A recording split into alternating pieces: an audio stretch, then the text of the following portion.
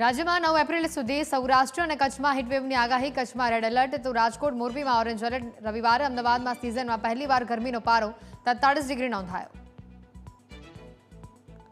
જમ્મુ કાશ્મીરમાં વિધાનસભામાં જોરદાર હોબાળો થયો. વકફ કાયદાને સ્થગિત કરવાની કોંગ્રેસની માંગને લઈને હોબાળો. કોંગ્રેસના સાંસદ અને લોકસભામાં વિરોધ પક્ષના નેતા રાહુલ ગાંધી એક દિવસીય પટનાની મુલાકાત ઉપર. રાહુલ ગાંધી બેગુસરાઈમાં પલાયન રોકો નોકરી આપો યાત્રામાં જોડાયા હતા. હરિદ્વારમાં કેમિકલ ફેક્ટરીમાં આગ લાગી. 7 કલાકની જહેમત બાદ આગને કાબૂમાં લેવા ફાયર વિભાગની ટીમને સફળતા મળી. દુર્ઘટનામાં એક વ્યક્તિનું મોત થયું જ્યારે એક ઇજાગ્રસ્ત થયો.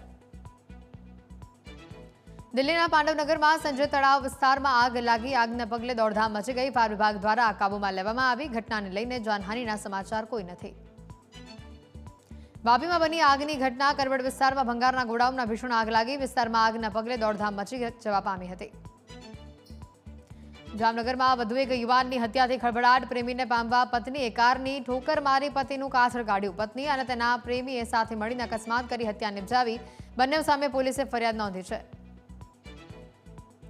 ટ્રમ્પ ટેરિફ ગ્લોબલ માર્કેટમાં હાહાકાર મચાવી દીધો છે. માર્કેટ ક્રેશ અને આ અંગે યુએસ રાષ્ટ્રપતિ ટ્રમ્પે કહ્યું છે કે ક્યારેક બાબતોને સુધારવા માટે દવા દેવી પડે છે. આ દવા છે, અસર તો થશે જ. આગળ શું થશે તે ખબર નહીં. કોંગોની રાજધાની કિસાસામાં આવેલા ભીષણ પૂરના કારણે ઓછામાં ઓછા 22 લોકોના મોતના સમાચાર છે. પૂરના કારણે એરપોર્ટ સુધી જનારી મુખ્ય સડક ક્ષતિગ્રસ્ત થઈ ગઈ છે. જોકે હળવા વાહનોની અવરજવર માટે આ સડકને ફરીથી ખોલી દેવામાં આવી છે. કોલેજના ફેરવેલ સમયે હસતા હસતા ફેરવેલ સ્પીચ આપતા સમયે વિદ્યાર્થીની ઢળી પડી. વિદ્યાર્થીનીએ સારવાર માટે ખસેડાતા તબીબે તેને મૃત જાહેર કરી.